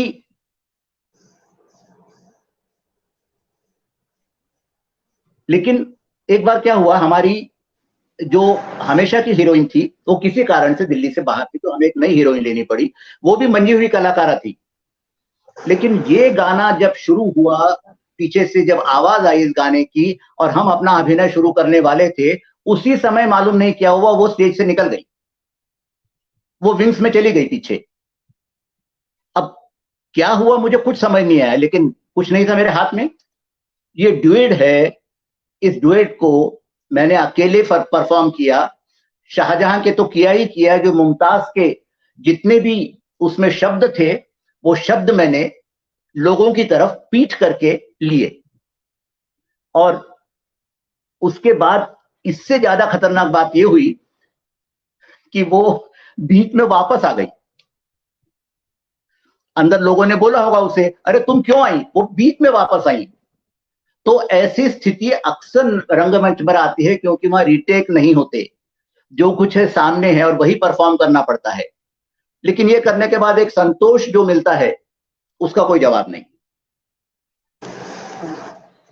तो इस तरह के वाकयात तो अक्सर होते हैं और इसको थिएटर की भाषा में कहते हैं क्विक डिसीजन। यस यस, इतनी जल्दी डिसीजन ले सकते हैं। हमारे साथ बिल्कुल हमारे साथ महेश राव जी जुड़ चुके हैं। नमस्कार, आपका बहुत बहुत स्वागत है। और सुरेंद्र सागर दादा कह रहे हैं कि फिल्मों की अपेक्षा थिएटर में परफॉर्म करना बहुत कठिन होता है। बिल्कुल बहुत कठिन होता है, बिल्कुल वो रीटेक नहीं मिलता है, बिल्कुल वहां रीटेक नहीं होता है, जो होता है फर्स्ट टेक में करना पड़ता है। और कई बार ऐसी परिस्थितियां हो जाती हैं। आजकल की टेक्निक तो काफी विकसित हो गई है, लेकिन जब आपने शुरुआत करी होगी तो टेक्निक इतनी विकसित नहीं थी। आपने शायद उस समय भी है थिएटर किया हो जब एक दो माइक होते थे और घूमते घूमते अपनी स्पेस पर पहुंचकर डायलॉग बोल के दूसरे को करना पड़ता था। मुझे नहीं पता आपने किया है कि नहीं उस समय। किया है, वो भी किया है। और उस तकनीक में पारसी थिएटर बहुत होता था, पारसी थिएटर जो लैला मजनू और ये सब चीजें बहुत तो किया है वो भी। उस टाइम के थिएटर मैंने आदरणीय भूदत्त शर्मा जी हमारे साथ जुड़ चुके हैं। सर प्रणाम भूदत्त जी प्रणाम। और सागर दादा कह रहे हैं कि सही कहा, थिएटर में रीटेक नहीं होता। बिल्कुल। गुस्ताख हिंदुस्तानी जी कह रहे हैं रश्मि जी स्वयं थिएटर आर्टिस्ट है। बिल्कुल, मैं बता चुकी हूँ कि मैं भी थिएटर आर्टिस्ट हूँ और मैंने भी काफी सारे अच्छे लोगों के साथ थिएटर किया है। आदरणीय भूदत्त शर्मा जी कह रहे हैं कि ऋषिकेश में हूं मैं। बिल्कुल, आपको सादर प्रणाम करते हैं कि आपने ऋषिकेश से भी हमारे इस कार्यक्रम को अटेंड किया। पवित्र नगरी। कविश्वर जी का जादू ही ऐसा है कि आप कहीं भी हो आना ही पड़ेगा आपको। और गुस्ताख हिंदुस्तानी जी कह रहे हैं कि आपका अनुभव प्रशंसनीय है। बिल्कुल। और मैं आप लोगों के कमेंट्स से लगातार इसलिए कविश्वर जी को जोड़ती रहती हूँ और आप लोगों को जोड़ती रहती हूँ कि कहीं ऐसा ना लगे कि यहाँ पर सिर्फ रश्मि और कविश्वर जी ही बात कर रहे हैं। हमारे आप सब भी हैं, इसीलिए मैं आपकी सारी बातें उन तक पहुंचा रही हूँ। आप जो अच्छा शुक्रिया, धन्यवाद, मुझे बहुत अच्छा लग रहा है। हम सब मिलकर बात कर रहे हैं, यहाँ सिर्फ रश्मि नहीं है। तो जैसा कि आपने बताया और कि उस समय भी थिएटर किया, तो आपके पास ऐसा कोई अनुभव है कि हालांकि मैं जितने बड़े मंच पर आप थिएटर कर रहे हैं, मैं बहुत कम समय के लिए थिएटर कर पाई थी बड़े मंचों पर, क्योंकि मेरी शादी हो गई थी। जी, सागर दादा कह रहे हैं कि हमने भी 36 वर्ष रामलीला में अभिनय किया। बिल्कुल, और शायद आप राम का दिखाते थे। वो भी बड़ा टिपिकल काम था। रामलीला में काम करना बहुत कठिन है, क्योंकि वो जो दर्शक होते हैं वो धार्मिक होते हैं, वो थिएटर के दर्शक नहीं होते। वहां काम करना बहुत कठिन है। जी, बहुत कठिन है। और हमें वहां जो शब्द चयन की प्रक्रिया रखनी पड़ती है वो बिल्कुल। बहुत संभाल के रखनी पड़ती है, बहुत सोच समझ कर रखनी पड़ती है कि ऐसा ना हो कि कोई शब्द ऊपर नीचे हो जाए और कि लोगों की धार्मिक भावनाओं को आहत पहुंचे। बिल्कुल। गुस्ताख हिंदुस्तानी जी कह रहे हैं कि जी मुझे भी ये शौक रहा है जी। बिल्कुल, आप भी विवेक सर जी के पास पहुंच जाइए, जहां वो करते हैं वहां आप भी बिल्कुल थिएटर कीजिएगा। ऐसा लग रहा है हम काफी सारे लोग यहाँ मिल चुके हैं थिएटर को पसंद करने वाले, और बहुत अच्छा लग रहा है आज आपसे बात करना। मुझे बहुत मजा इसलिए आ रहा है कि मैं इस क्षेत्र की खुद भी रही हूँ। हालांकि 23 इयर्स से मैंने कुछ भी नहीं किया है थिएटर में, कहीं कुछ कोई प्ले नहीं किया, किसी स्टेज पर नहीं गई, लेकिन किया है तो यादें हैं। अच्छा लग रहा है कि मेरी यादें भी रिकॉल हो रही हैं, मेमोरीज। श्री राम का पाठ 5 साल तक किया है। बिल्कुल, आप तभी राम जैसे बनकर ही सभी लोगों को बड़े मोटिवेट करते हैं दादा। तो आपके पास कोई, जिससे अभी आपने बताया कि जैसे मैं आपसे बता रही थी कि मैंने कोई इतनी बड़ी स्टेज पर लगातार काम नहीं किया है, तो वहां पर जैसे कई बार ऐसा होता था हम कोई शो कर रहे हैं ऐसे, तो वहां पे 2-3 ही माइक होते थे, तो वहां जाके खुद को भी बोलना है और फिर हट के दूसरे को भी देना है। तो क्या आपके संग ऐसा कोई इंटरेस्टिंग बात हो? हमारे साथ एक बहुत बड़ी प्रॉब्लम हो गई थी एक नाटक में। इसी नाटक का एक शो था, ताजमहल का टेंडर, दिल्ली में ही हो रहा था। सेट पूरा लग चुका था, पर्दा गिरा हुआ था, कलाकारों ने अपनी अपनी जगह ले ली थी, ऑडिटोरियम पूरा भरा हुआ था, जून जुलाई का महीना था, और जो ही पर्दा उठा ऊपर का एसी प्लांट फ्यूज हो गया, और वो 2 या 3 मिनट में सबको मालूम पड़ गया, क्योंकि ह्यूमिडिटी बहुत बढ़ गई। और उसके बाद 10 मिनट के बाद हाल ये था कि जितने भी हमारे कलाकार थे उन सबके पसीना निकल रहा है, मेकअप धुल रहा है, और मेरा तो उसमें बहुत हैवी कॉस्ट्यूम होता था शाहजहां का, हर तरफ से पसीना आ रहा है, लोग तंग आ गए हैं। हमारे डायरेक्टर ने 2 मिनट के लिए प्ले रोका और हम सबको बोला कि अब हमारे पास बचने का कोई तरीका नहीं है, अपनी जान लगा दीजिए, जितना अच्छे से अच्छा कर सकते हैं वही लोगों को रोक सकता है, नहीं तो जाते हुए लोगों को रोक नहीं सकेंगे आप। उनकी मर्जी, उन्होंने टिकट लिया है, वो जा सकते हैं वापस। तो वो शो मुझे हमेशा याद रहेगा। जब वो शो खत्म हुआ उसके बाद जब मैंने अपना ऊपर का वो शाहजहां का लबादा निकाला, तो मेरे अंदर की शर्ट और बनियान एक्चुअली निचोड़ने लायक हो गई थी। इससे भयंकर कभी हमारे साथ नहीं हुआ। देखिए, हमारे साथ एक और आर्टिस्ट जुड़ चुके हैं, आदरणीय भूदत्त शर्मा जी कह रहे हैं मैं भी कि वही मैंने कई नाटकों में भाग लिया है और लीड रोल भी प्ले किए हैं। अरे आज वाह, यह वाह, कविश्वर जी को बहुत बधाई हो।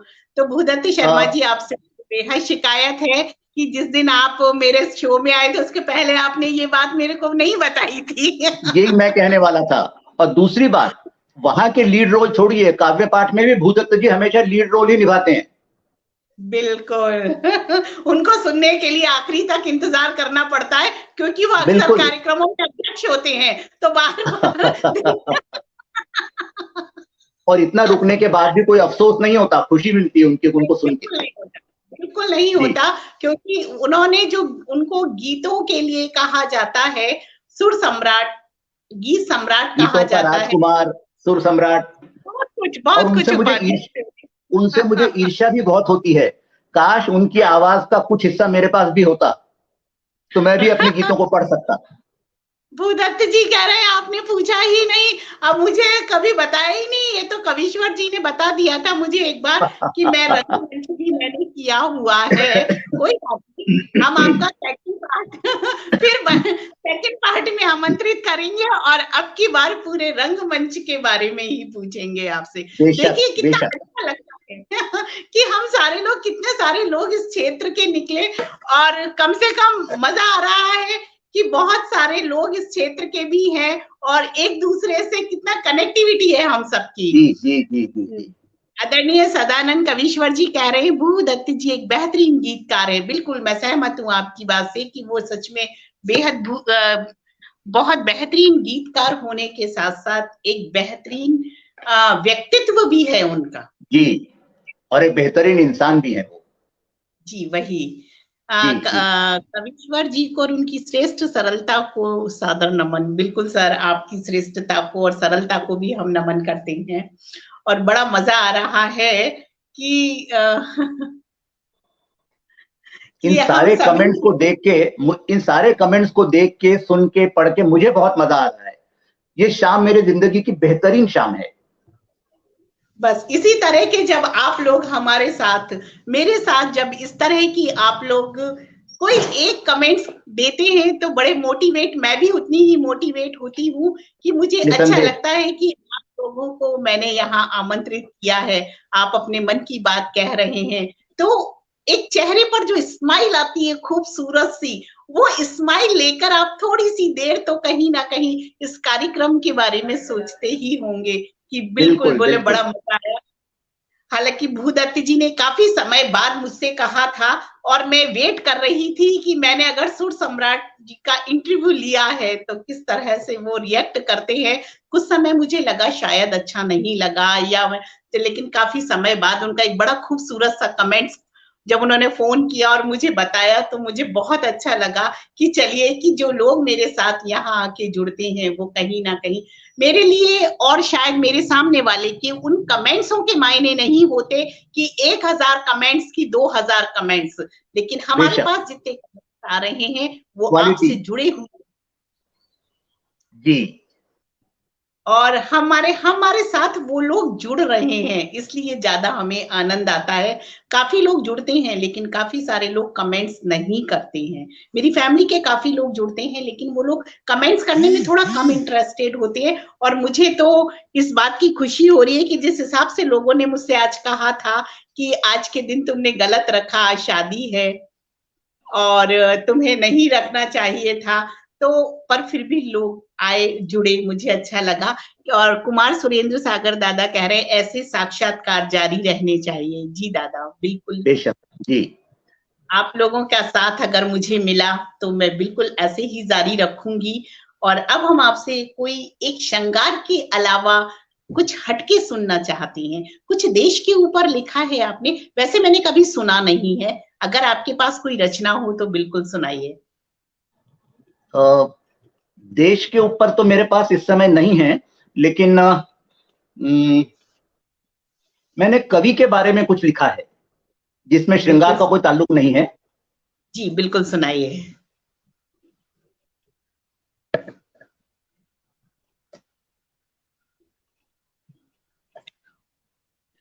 कवि सौदागर है बिंबों का, कवि सौदागर है बिंबों का, कवि सौदागर है छंदों का, कल्पना जगत के जो जाए अनुभूति के अनुबंधों का। वाह। कवि सौदागर है बिंबों का, कवि सौदागर है छंदों का, कल्पना जगत के जो जाए अनुभूति के अनुबंधों का। वो क्षितिज छोर तक रमता है, वो क्षितिज छोर तक रमता है, अनगढ़े विश्व में बसता है। वो क्षितिज छोर तक रमता है, अनगढ़े विश्व में बसता है, किरणों की लहरों में अक्सर जुगनू सा बने विचरता है। वो यहीं कहीं था यहां नहीं, वो वहां कहीं था वहां नहीं, वो यहीं कहीं था यहां नहीं, वो वहां कहीं था वहां नहीं, रहवासी इसी जगत का था जिस ठौर रमा था वहां नहीं। रहवासी इसी जगत का था जिस ठौर रमा था वहां नहीं। जानो उसको तो साथ रहो, उसकी करुणा के साथ बहो। जानो उसको तो साथ रहो, उसकी करुणा के साथ बहो। उसकी आंखों में खिले हुए तारों के तुम अंगार सहो। जानो उसको तो साथ रहो, उसकी करुणा के साथ बहो। उसकी आंखों में खिले हुए तारों के तुम अंगार सहो। वो जैसा है बस रहने दो, वो जैसा है बस रहने दो, तृण बिना उसे तुम बहने दो। वो जैसा है बस रहने दो, तृण बिना उसे तुम बहने दो। नाभि में कस्तूरी धरे हुए मृगसा बस उसे बहकने दो। नाभि में कस्तूरी धरे हुए मृग जैसा उसे बहकने दो। वाह वाह, बहुत खूबसूरत, बहुत सुंदर, बहुत ही उम्दा बात कही आपने और बड़ा मजा आ रहा है आपके संग आपके बारे में जानने में। आज की इस यात्रा में जो आपने अपना सेकंड पहलू बड़ी सरलता के साथ और पूरी ईमानदारी के साथ, मुझे वह बहुत पसंद आया कि हम जो पूछ रहे हैं उसका जो जवाब मिले वह भी उतनी अगर ईमानदारी के साथ मिलता है तो सामने हमारे साथ साथ हमारे दर्शकों को भी बड़ा अच्छा लगता है। और जी लिखा जी भी है जी कि आपके जवाब काफी सरलतापूर्ण है, आप काफी सरलता से अपने शब्दों को अपने जवाब में ढालकर बता रहे हैं, तो मुझे बड़ा अच्छा लगता है कि जब हम ये करते हैं तो मैं वापस से पीछे चलती हूँ थोड़ा-सा और अब मैं आपसे ये जानना चाहती हूँ कि आपकी माँ हमेशा आपके साथ रहीं आपके लेखन में। जी उन्होंने हमेशा आपका साथ दिया क्योंकि आपने जी पहली कविता अपनी माँ को समर्पित की थी। तो क्या जैसे अक्सर घर में कम उम्र में बच्चे जब कुछ लिखने लगते हैं तो पेरेंट्स कहता है ये फालतू के काम छोड़ो, कभी से क्या कभी पेट भरा है, अपनी नौकरी नहीं करनी क्या तुमको? तो क्या इस तरह से कभी आपके पापा ने नहीं, आपसे कहा? कभी नहीं, मुझे ये कभी नहीं सुनने को मिला। अ, शायद पापा की तरफ से मुझे अ, कुछ अलग से प्रोत्साहन नहीं मिला, क्योंकि उनका बिल्कुल अलग फोरे था। वो पहले आर्मी में थे, उसके जी, बाद जी। इंडस्ट्रियल सिक्योरिटी फोर्स में थे। लेकिन माँ से मुझे हमेशा प्रोत्साहन मिला, भाई से मिला, शादी के बाद पत्नी से मिला, जो बहुत ज्यादा जरूरी था। और एक बात और भी, मैंने कभी भी कविता के लिए या रंगमंच के लिए अपनी नौकरी से समझौता नहीं किया, क्योंकि ये मैं बहुत जानता था मैं घर का बड़ा बेटा हूं, घर की जिम्मेदारी मुझ पे है और उसके लिए नौकरी करना बहुत जरूरी है। यानी आपने शौक को शौक रहने दिए, हावी नहीं होने दिया उन्हें। बिल्कुल नहीं। हमारे शौक शौक की तरह रहे, बस ये कह सकते हैं कि हावी होकर उन पे हम पूरी तरह न्यौछावर नहीं हुए, इसलिए हमारे दोनों पार्ट्स में बैलेंस बराबर रहा। जी जी जी, शौक अगर हावी हो जाए तो वो शौक नहीं, शौक हो जाते हैं। बिल्कुल, तो बहुत अच्छा लगा आज की इस यात्रा में आपके साथ। ऐसा कोई सवाल हो जो मेरे से छूट गया हो या आपको लग रहा हो कि मेरी दर्शकों को ये बात बताना चाहिए, तो मैं चाहती हूँ कि अब आप मेरे बिना क्वेश्चन किए हुए आप अपनी बात को अपने शब्दों में ढालकर दर्शकों तक पहुँचा सकते हैं। आपने मुझसे सभी संभव प्रश्न पूछ लिए हैं। जो जो मैं सोचता था कि आप पूछने वाली हैं, उससे आप कहीं आगे निकल गई हैं और मुझे बहुत अच्छा लगा। आपके प्रश्नों के कारण आज मैं अपने आप से मिल सका, मैं खुद विवेक कविश्वर से मिल सका, बहुत अच्छा लगा मुझे। और दर्शकों के जो कमेंट्स आए उनके लिए मैं उनका आभारी हूं। मुझे नहीं मालूम था कि मैं इतना अच्छा आदमी हूं, कमेंट्स पढ़ के विश्वास हो गया। रश्मि जी, आपका बहुत बहुत धन्यवाद। आपने मुझे इस कार्यक्रम में बुलाया, मुझे लोगों से रूबरू बात करने दी और मुझे उनको ऐसी कुछ बातें बताने का मौका दिया जो सिर्फ मेरे अंदर छुपी हुई थी। और इतने बड़े साहित्यकार अगर मुझे सुन रहे थे तो मैं अपने आप को गौरवान्वित मानता हूं। रश्मि जी, आपका बहुत बहुत आभार। मुझे बहुत नहीं, अच्छा आप लगा। और जाने से पहले मैं अपनी, जो मुझे बहुत अच्छा श्रृंगार गीत लगता है, उसके 2 छंद सुनाना चाहूंगा खाली। सुना सकते हैं क्योंकि कार्यक्रम जी अभी समाप्त हुआ नहीं है, ये मन की बात कार्यक्रम है, जब तक हमारी मन की बात पूरी नहीं हो जाएगी, आप और मैं कहीं नहीं जाएँगे, बिल्कुल सुनाइए। जी, मैं और 2 ही छंद मैं सुनाऊंगा कहना इसके। चाहूँगी कि सागर दादा कह रहे हैं कि साहित्य सम्मान दिला सकता है, लेकिन पेट नहीं भर सकता, अधिकांशतः ये बेशक देखा गया।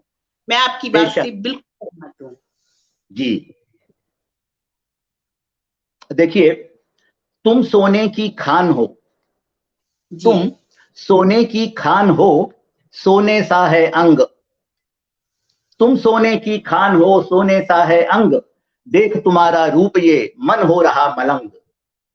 तुम सोने की खान हो, सोने सा है अंग, देख तुम्हारा रूप ये मन हो रहा मलंग। आंखों में बसने लगे जाने कब के ख्वाब,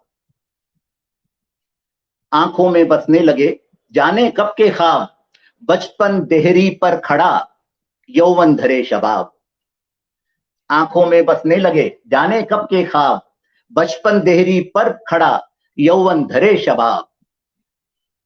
इन्हीं दो छंदों के साथ मैं बहुत बहुत धन्यवाद करता हूं आपका। आपका माइक बंद है, माइक म्यूट है। विदा, अभी हम विदा नहीं ले रहे हैं, बिल्कुल बेशक, लेंगे। बेशक। और मुझे बड़ी खुशी हो रही है कि आज मेरी चाइल्डहुड फ्रेंड, जिसके साथ पूरा स्कूलिंग की मैंने और कॉलेज लाइफ भी उसी के साथ गई, सुषमा मिश्रा आज जुड़ चुकी है। बहुत बहुत अभिनंदन है सुषमा तुम्हारा। और ज्ञान भंडारी जी हमारे साथ जुड़ चुके हैं, आपका भी बहुत बहुत स्वागत है। You are gold mine. दादा लिख रहे हैं कि यू आर गोल्ड माइन, और बहुत खूबसूरत। और मैं कहना चाहूंगी कि आप भी कोई मेरे साथ जुड़कर अपने मन की बात कहना चाहता है तो बिल्कुल आप सभी को मैं यहाँ आमंत्रित कर रही हूँ। ये मन की बात कार्यक्रम है। मैं आपको विश्वास नहीं दिलाती कि यहाँ बहुत सारे कमेंट्स मिलेंगे, मैं आपको विश्वास नहीं दिलाती कि यहाँ पर बहुत सारे दर्शक मैं जोड़ पाऊंगी, लेकिन जुड़ते हैं और बहुत अच्छा लगता है कि जब हमारे साथ जुड़ते। थैंक यू, तेरे को थैंक यू कि तू आज मेरे इस कार्यक्रम से जुड़ी। मुझे बहुत अच्छा लग रहा है क्योंकि मेरी हर यात्रा की वो मेरे साथ भागीदार रही है। वाह। तो मैं आप सभी को आमंत्रित करती हूँ और मुझे बहुत अच्छा लगा कि विवेक कवीश्वर जी की मुलाकात मैंने आज विवेक कवीश्वर जी से कराई। बेशक, बेशक। ये आप सबसे तो कराई, लेकिन मुझे मेरा काम तो आप सबसे कराने का है ही। लेकिन जिस तरह से आपने मुझे ये कमेंट्स दिया कि आपने आज विवेक कवीश्वर जी, काफी समय बाद विवेक कवीश्वर जी से मिले, ये मुझे बड़ा मोटिवेट किया इसने। और मैं भी इस कार्यक्रम को, जो बिल्कुल अंतिम पड़ाव पे चल रहा है, तो मैं कहना चाहूंगी कि एक निवेदन है आपसे, मैं भी आपकी 4 लाइनें सुनना चाहूंगा। अरे हाँ, बिल्कुल। मैं चलिए रखती हूँ कुछ कि दिलो जिगर में बसाओ, दिलो जिगर में बसाओ तो शेर हो जाए। वाह। दिलो जिगर में बसाओ तो शेर हो जाए, नजर नजर से मिलाओ तो शेर हो जाए। क्या बात है, क्या बात है। तुम्हें पता ही नहीं है कि रंगे उल्फत में, तुम्हें पता ही नहीं है कि रंगे उल्फत में हुजूर डूबते जाओ तो शेर हो जाए। शेर हो जाए। हा, क्या बात है।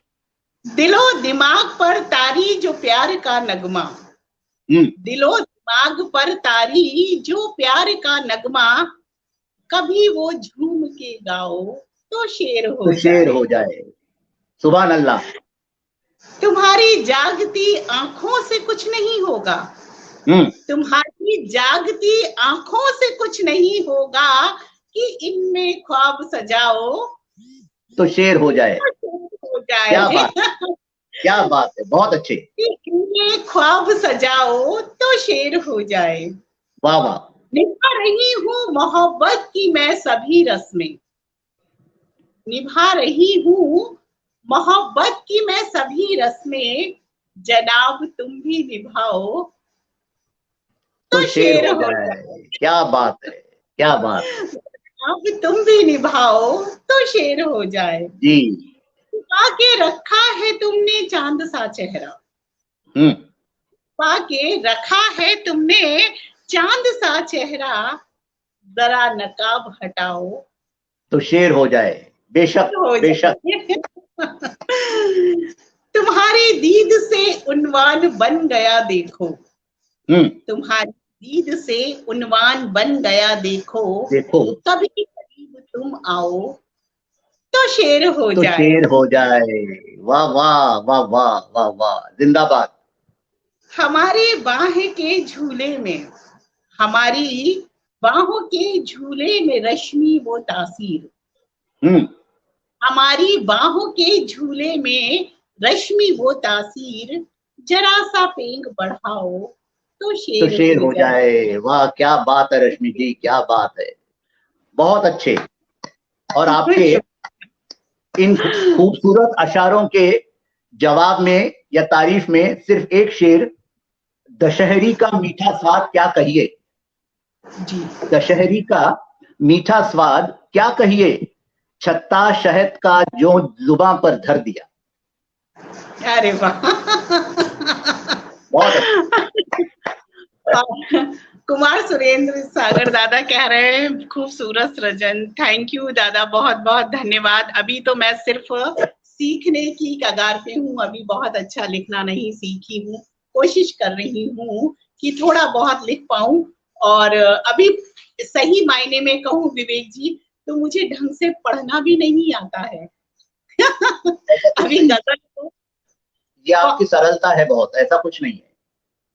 अभी मुझे इतना अच्छा आता नहीं है जो आप लोगों के साथ मैं कुछ पढ़ पाऊं, लेकिन मुझे बड़ा अच्छा लगेगा कि एक दिन हम ऐसी ही महफिल जमाए जहां सिर्फ हम आपस में सुनाएं और बड़ी सहजता और सरलता के साथ, जहां ये ना बेशक। हो कि आप अध्यक्ष हैं और आप अतिथि है। अरे हम सब मिलके एक सुनाए और बहुत खूबसूरत से अपने अशार, शेर और गजल जो आप रखना चाहें वो रखें। तो मैं बिल्कुल कहना बिल्कुल। चाहूंगी, बिल्कुल अभी एक ताजा है कि मैं बेवफा कहूं तो बुरा मानते हैं वो, मैं बेवफा कहूं तो बुरा मानते हैं वो, लेकिन कभी बुलाने पर आए भी तो नहीं वो, लेकिन कभी बुलाने पर आए भी वो नहीं। क्या तो बात है, क्या बात है। ये मेरे हस्बैंड बेवफा नहीं है, लेकिन जब भी मैं उन्हें टाइम पे बुलाती हूँ ना विवेक जी, वो कभी घर नहीं आते हैं और किसी पार्टी में जाना होता है तो निश्चित लेट होते हैं। और मुझे पता है वो अभी सुन रहे हैं, तो ये शेर उन्हीं के लिए मैंने कहा है कि अब आज जल्दी आ जाइएगा। वो आपको आजादी दे रहे हैं पूरी। और बहुत अच्छा लगा आपके साथ हमारी इस जी। यात्रा को, बड़ा मजा आया और बड़ी सरलता और सहजता के संग हमारी ये यात्रा पर चली। आदरणीय जयप्रकाश मुनीश राम शर्मा जी हमारे साथ जुड़ चुके हैं, आपका बहुत बहुत स्वागत है। और आपका मैं तहे दिल से आभार व्यक्त करती हूँ इस मंच की तरफ से कि आपने उपस्थित होकर अपनी इसका यात्रा के बारे में जो हम सबको सुनाया और इससे मंच को भी एक नई ऊंचाइयां मिली, उसके लिए मैं आपका आभार व्यक्त करती हूँ। बहुत बहुत धन्यवाद रश्मि जी, बहुत बहुत धन्यवाद। बहुत अच्छा कार्यक्रम चलाती हैं आप, बहुत अच्छा संचालन करती हैं। हम तो क्या है, जो आप रास्ता दिखाती हैं बहते जाते हैं बस। शुक्रिया। नहीं। सभी दर्शकों का, श्रोताओं का बहुत बहुत शुक्रिया। और बहुत अच्छी बात है कि अभी भी हमारे साथ काफी सारे लोग जुड़े हुए हैं और आप जी सभी जी। की उपस्थिति को मैं नमन भी करती हूँ और आप सभी का मैं पुनः हार्दिक धन्यवाद देती हूँ, कविश्वर जी की तरफ से भी और अपनी तरफ से भी, कि आपने उपस्थित होकर अपने बहुत खूबसूरत कमेंट्सों के साथ हमारा हौसला अफजाई किया। और बिल्कुल आप सभी आमंत्रित हैं अगली बार। अभी मुझे पता नहीं है, मेरी बात नहीं हुई किसी से, नहीं तो मैं आपको बिल्कुल बताती कि मेरे साथ अगली बार पटल पर कौन उपस्थित होंगे। और आप सभी की उपस्थिति इसी तरह मैं चाहूंगी। शुभ रात्रि, शुभ रात्रि, धन्यवाद, प्रणाम।